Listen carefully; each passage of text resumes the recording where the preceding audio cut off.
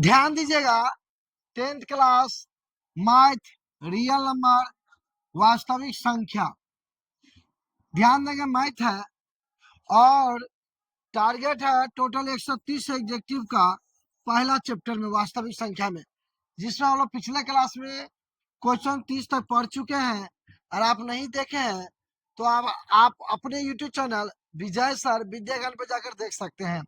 आइए हम लोग नेक्स्ट क्वेश्चन 31 से देखते हैं, जो एग्जाम का पूछा हुआ क्वेश्चन है पहले चैप्टर से क्या है, 2020 में पूछा एक क्वेश्चन है। क्या कर रहा है, 96 का गुणनखंड क्या होगा। क्या कर रहा है, 96 का गुणनखंड क्या होगा। तो तोड़िए 96 को 2 से लगाएंगे तो 4 दूनी 8 और 1 18, तो 8 दूनी 16, फिर 2 से लगाएंगे तो 24, फिर 2 से लगाएंगे तो 12, फिर 2 से लगाएंगे तो 6, फिर 2 से लगाएंगे तो 3।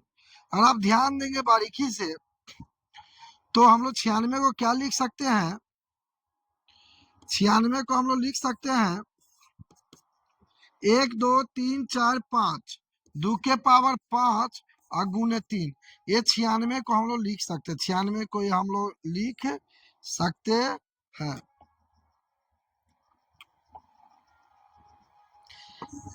तो देखेंगे ऑप्शन कौन है, 2 के पावर 5, 2 के पावर 5 और 3। यहाँ पे कुछ नहीं तो क्या है, 1 है। तो ऑप्शन नंबर आपका हो गया सी नंबर। समझे मोर दुलरुआ, कोई परेशानी नहीं ना। चला जाए नेक्स्ट क्वेश्चन की ओर।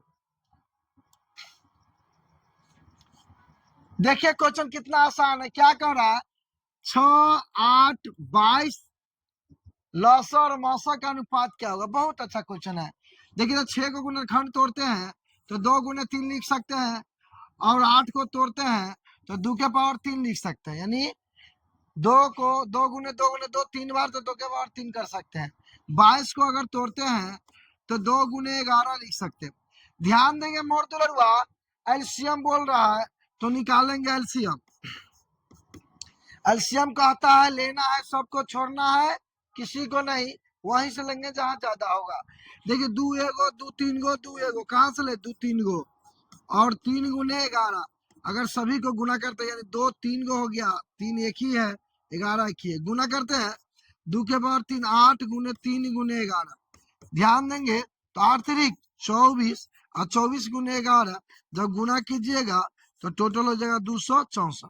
264 11 से गुना कीजिए 24 से। तो चलिए हम निकालते हैं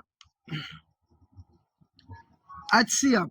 एचसीएफ कहता है, क्या कहता है, लेना है उसी को जो सभी घरों में हो, जो सभी घरों में और सबसे छोटा हो। तो ध्यान दीजिए तो सभी घरों में 2 है, 2 है, लेकिन यहाँ 3 गो है, यहाँ 1 गो है, यहाँ 1 गो। सबसे छोटा कहाँ है, तो यहाँ या यहाँ कहीं से 1 गो ले लीजिए तो 2, तो 2। सवाल में कहा लौसा और मौसा का अनुपात, यानी एलसीएम अनुपात एचसीएफ, यानी एलसीएम अनुपात एचसीएफ पूछ रहा है। एलसीएम कितना हो गया 264 और एचसीएफ कितना हो गया 2।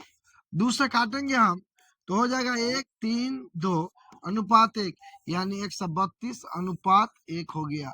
कोई दिक्कत, कोई परेशानी, कोई कठिनाई नहीं ना। समझ में आया मोर दुलरुआ अच्छा से।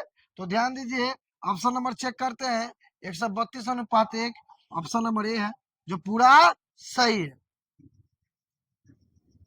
चला जाए नेक्स्ट क्वेश्चन की। ध्यान दीजिए मोर दुलरुआ, क्वेश्चन नंबर क्या है 33। बहुत आसान मस्त शानदार क्वेश्चन है, ध्यान दीजिए। तो 505 को गुणनखंड तोड़ते हैं, 5 से लगाइए, 5 का है 5 0 0 1। अब ध्यान दिया जाए किससे कटेगा, तो 3 से नहीं कटेगा, 7 से चेक करते हैं। 7 और 3 30, 7 चौक 28, 2 27, ठीक है। 7 का 7, 10 से 7 या क्या बचा 3 30, 7 चौक 28, 2 1 21, तो 7 दूनी 14 7 21, ठीक है। अब देखा जाए किससे लगेगा, 11 से, 11 का 11 33, ठीक है। 11 से मोड़ दो लगवा, 11 का 11 11 तिया 33। अब ध्यान देंगे सही से अगर, तो यहाँ 505 यानी 5005 को लिख सकते हैं 5 गुने 7 गुने 11 गुने 13। सवाल में पूछा कितना अभाज्य गुणनखंड है, तो कई ठो है? 1 2 3 4। देखिए ऑप्शन नंबर 4, किसमें 4 है ऑप्शन? बी ऑप्शन में क्या है? 4। जो आंसर मेरा आ गया। समझ में आया मोर दुलरुआ? चला जाए नेक्स्ट क्वेश्चन की ओर। ध्यान दीजिए 34 नंबर क्वेश्चन, देखिए कितना मस्त शानदार और मजेदार क्वेश्चन है। देखिए क्या करा है, दो लगातार संख्याओं का मौसा ज्ञात कीजिए। दो लगातार संख्या, जैसे हो गया 2 3 9 10 13 14। बेटा अगर ऐसा कुछ भी संख्या दो लगातार हो तो याद रखना उसका HCF जो होगा, HCF जो होगा हमेशा एक होगा। क्या होगा? एक। कुछ कॉमन नहीं है, कुछ कॉमन नहीं है, कुछ कॉमन नहीं है, जैसे 20 21 कुछ कॉमन नहीं, तो उसका HCF क्या होगा? एक, जो ऑप्शन नंबर बी है। तो दो लगातार संख्या का HCF क्या होगा? एक। समझ में आया मोर दुलरुआ? एक क्वेश्चन देखिए 2020 में पूछा है, 2021 में पूछा है। समझे? चला जाए नेक्स्ट क्वेश्चन की ओर।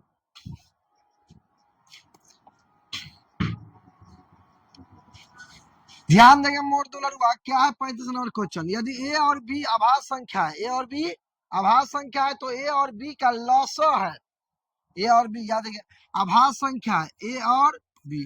जब लॉसो की बात होगा तो कुछ नहीं करना है, सीधे गुना कर देना है। जब दो आभाज्य संख्या का लॉसो पूछे यानी एलसीएम, तो आपस में गुना हो जाएगा, यानी कह सकते हैं ए बी। क्या कह सकते हैं? ए बी, जो ऑप्शन नंबर सी है। ऑप्शन नंबर सी है। कोई दिक्कत, कोई परेशानी? समझ में आया अच्छा से मोर दुलरुआ? चला जाए नेक्स्ट क्वेश्चन की।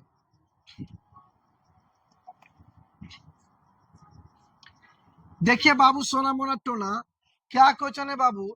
दो परमेय संख्या के बीच अधिकतम कितनी परमेय संख्या हो सकती है? कह रहा है दो परमेय संख्या के बीच कितनी अधिकतम कितनी परमेय संख्या हो सकती है? तो कुछ नहीं सोचना है, याद रखना अनंत अनंत अनगिनत परमेय संख्या हो सकती है, जो ऑप्शन नंबर डी। समझे मोर दुलरुआ? चला जाए नेक्स्ट क्वेश्चन की ओर। ध्यान दीजिए निम्नलिखित में कौन सी आभाज्य संख्या है? क्या बोला? आभाज्य संख्या। निम्नलिखित में कौन सी आभाज्य संख्या? आभाज्य संख्या उस संख्या को कहते हैं जो के करो से न कटे, न कटे, यानी अपने और एक को छोड़कर केकरो से न कटे। तो इसमें केकरो से कौन नहीं कट रहा है? सी एकमात्र ऐसी संख्या है 13 जो किसी से नहीं कट रहा है। समझे मोर दुलरुआ? चला जाए नेक्स्ट क्वेश्चन पे। ध्यान दीजिए मोर दुलरुआ, सभाज्य संख्या क्या कह रहा है? सभाज्य संख्या का मौसो होता है। सभाज्य संख्या का मौसो होता है। तो याद रखिएगा सभाज्य संख्या का मौसो हमेशा कितना होता है? एक होता है। इसको ध्यान में रखेंगे। सभाज्य संख्या वैसा जोड़ा जिसका HCF एक हो, उसे सभाज्य संख्या कहते हैं। तो HCF कितना होगा? एक। समझे मोर दुलरुआ? कोई परेशानी, कोई कठिनाई ना? चला जाए नेक्स्ट क्वेश्चन पे। ध्यान दीजिए बाबू सोना टोना, क्या कह रहा है?